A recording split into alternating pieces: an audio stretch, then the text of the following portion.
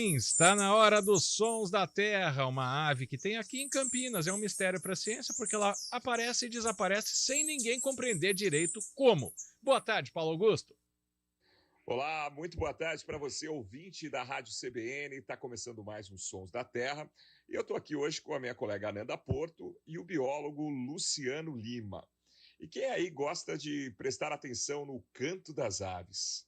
Por acaso, você já ouviu esse som?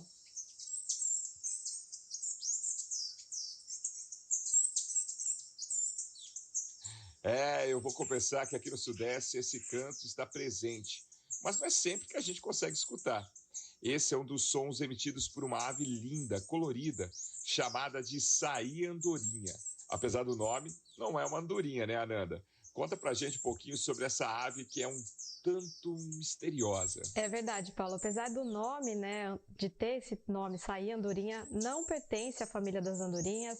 Essa ave pertence a outra família, na verdade ela é um traupídeo, que engloba aí muitas outras aves, mas vamos dizer que faz parte aí as saíras, né? E também o saí-azul, que é um parente aí que as pessoas confundem muito. Mas vamos falar então do protagonista de hoje do programa, que é o saí-andorinha.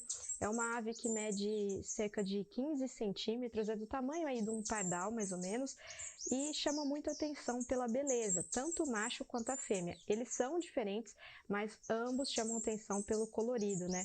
O macho ele tem um azul muito vivo, um azul claro vivo, parece às vezes brilhar assim com a luz do sol, e a fêmea ela é esverdeada. A diferença aí talvez que gere confusão entre o saí-andorinha e o saí-azul, acho que talvez seja principalmente que o saí-andorinha tem na parte da barriga uma região branca, né?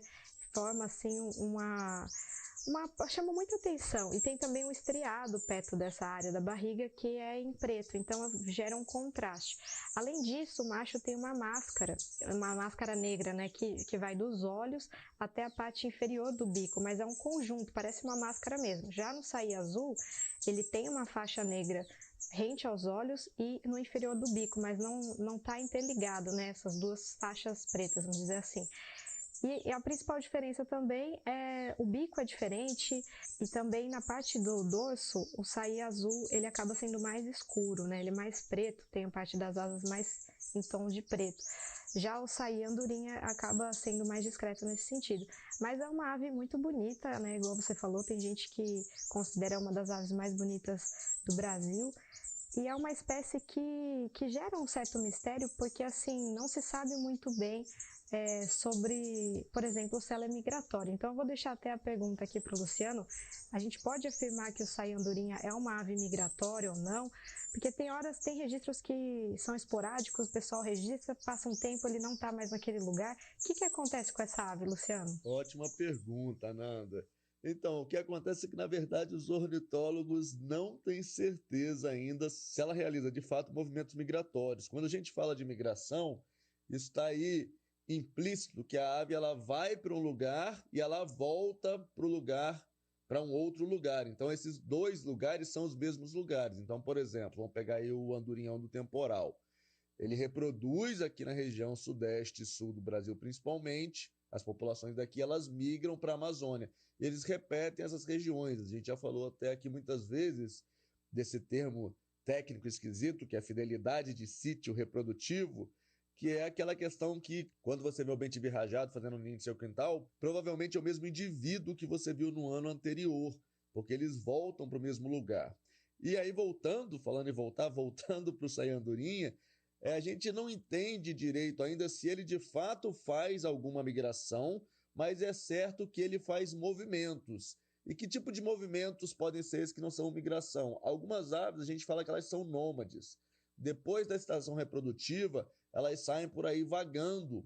E aí podem parar em diferentes regiões. Não quer dizer que o saí andorinha que se reproduz, por exemplo, em Campinas ou no interior de São Paulo, vai para o mesmo lugar que ele vai todos os anos depois que ele volte para Campinas ou para o interior de São Paulo. Então a gente não tem ideia direito.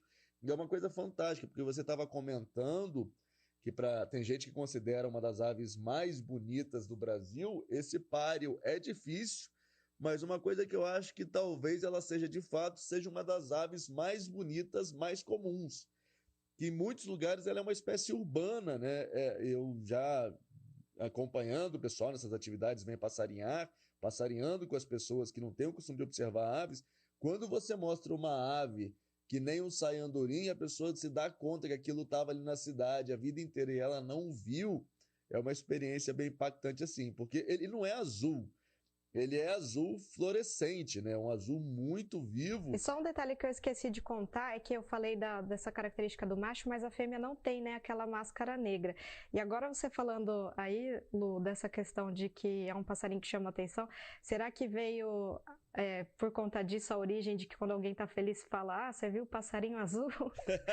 Pode ser, porque é um bicho mesmo que as pessoas não acreditam que existe. A gente vai ter lá no site e nas nossas redes sociais, vocês vão poder ver imagens do sai-andorinha. O pessoal vai ver, porque é um bicho que pode estar pertinho de vocês. O Luciano já falou um pouquinho sobre a curiosidade do nome científico da espécie, e a Ananda já falou que a espécie não é parente da andorinha. Então explica pra gente, Luciano, de onde vem essa andorinha no nome popular? Algumas pessoas já apresentaram diferentes teorias aí, mas para mim a principal delas, e que também faz com que ela seja diferente da maioria dos parentes dela, é que ela faz ninho em buraco, em barranco especialmente, assim como as andorinhas fazem ninho no barranco.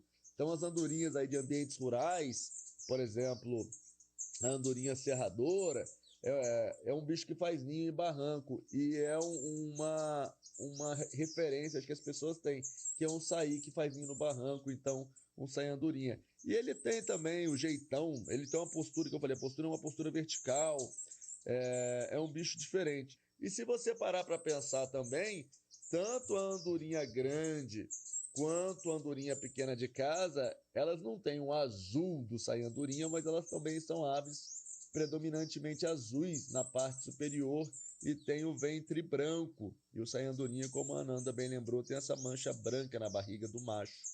Então, você tem o formato, você tem um pouco da cor e você tem o comportamento. Então, é difícil bater o martelo. Mas, convivendo com o pessoal mais matuto do mato, eu tenho para mim que a experimentação mesmo veio do fato de ele fazer ninho em cavidades, que é diferente da grande maioria das saíras que fazem ninho em tacinha, em árvores. E apesar, né, do nome popular, principal nome popular, vamos dizer assim, ser saí-andorinha, né?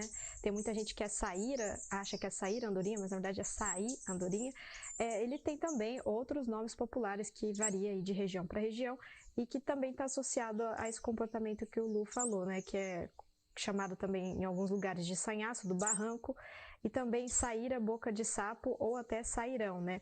Para trazer mais um pouquinho de informação sobre essa ave, agora eu vou contar um pouquinho, né, de relato pessoal. Acho que aderindo também a essa informação que o Lu falou das suposições de se chamar saí-andorinha, tem uma característica também dessa ave que ela se alimenta de frutos e insetos, né? Os insetos ela captura em voo, que é o mesmo que as andorinhas, o comportamento que as andorinhas e muitas outras aves também têm, né? Mas falando um pouco do hábito alimentar, eu acho que para quem quer observar a saí-andorinha, às vezes é o acaso, às vezes é sorte. Eu acho que quando aparece no caminho é sorte. Eu já tive a experiência de poder observar o saí-andorinha, um casal, no quintal, né? Ele estava naquela árvore que não é nativa do Brasil, é aquela árvore que popularmente a gente chama de árvore guarda-chuva, né? Ela tem um frutinho meio roxo, vinho, e inclusive atrai muitas aves, né? Não só o saí-andorinha, mas tem muitos registros no Wikiaves que associa a essa árvore guarda-chuva, que uns chamam de cheflera, né? Desse gênero aí. E uma curiosidade é que às vezes ele apanha alguns frutos que parece ser maior do que o próprio bico pode suportar, né? Então às vezes parece que ele está ali engolindo, que está enroscado. Eu já tive essa sensação durante uma observação e daí eu pude notar que na verdade tem uma tática ali, né? Às vezes ele está se alimentando, pegando a parte mais suculenta, mas ele acaba regurgitando a semente, né, Luciano? Você podia explicar um pouquinho mais sobre isso? E no caso já fala de um comportamento da espécie que ele é um grande dispersor, né? Exatamente, ele é um maravilhoso dispersor de semente. Geralmente quando a gente fala em dispersores, aves dispersoras de semente, as pessoas pensam que a semente ela entra pela boca e sai pela cloaca, né? Entra por um lado e sai pelo outro, como por exemplo o jacu faz. No caso, no caso do Saí-Andorinha e várias outras espécies, como por exemplo os tucanos, as arapongas, o que acontece é que logo no início do trato digestivo, só a polpa dessa semente é arrancada e a semente é regurgitada pouco depois. Então ele literalmente regurgita, ele cospe a semente, ajudando a plantar floresta. Você falou uma coisa interessante do alimento, que eles se alimentam tanto de frutas quanto de insetos. E é interessante que tem um estudo que mostra que no caso dos filhotes no ninho, a fêmea, que é quem alimenta os filhotes no ninho, ela no começo do desenvolvimento, ela só dá insetos. Depois você tem aí um pouco de insetos e de frutas, e depois já na fase final do crescimento dos filhotes, ela volta a alimentar os filhotes principalmente com insetos, que é quando as penas estão crescendo mais e precisa de mais nutriente. Isso é uma coisa comum para muitas aves, que geralmente quando estão cuidando dos filhotes, alimentando os filhotes, não dão alimento só de fruta, elas dão principalmente inseto, que nutritivamente é mais importante. Luciano, a gente já falou da plumagem, né? Tanto da fêmea quanto do macho, mas vamos falar um pouquinho mais sobre o canto, né? É uma espécie que é fácil da gente identificar pelo canto, principalmente nas cidades, né? No meio desse barulho do trânsito, como é? Paulo, o canto dela não é muito comum a gente ouvir ela cantando. O canto lembra um pouco, esse que vocês estão ouvindo aí, o canto, ele lembra um pouco até o canto de um sanhaço do coqueiro. Canto bem forte, bem rápido. Para mim, a maior parte das vezes que eu vejo o Saí-Andorinha, o que me chama a atenção imediatamente é o chamado, que ele faz geralmente quando está voando, que é esse outro cantinho aí que a gente mostrou que é bem mais curto. Mas sim, dá para ouvir um canto bem agudo, chama bastante atenção, como se fosse quase que um guincho. Um guincho de guinchada, assim, bem forte, bem chamativo. Muito bem. Hoje, então, conhecemos um pouquinho mais sobre o Saí-Andorinha, uma ave do nosso país, e é considerada uma das mais belas, né? E se você quiser ver fotos e vídeos do Saí-Andorinha, é só entrar no nosso perfil no Instagram, @terradagente, e também acessar o nosso site, o terradagente.com.br. E semana que vem a gente está de volta com mais um episódio do nosso videocast. É isso aí. Você vai poder também nos ver, além de nos ouvir, como de costume, né? Então a gente espera. Valeu, Luciana, Ananda. Abraço, até a próxima. Um abraço especial para todo mundo que nos ouviu. Tchau, tchau. Tchau, gente. Até a próxima. A edição e finalização desse programa são do Samuel Dias. Valeu, pessoal.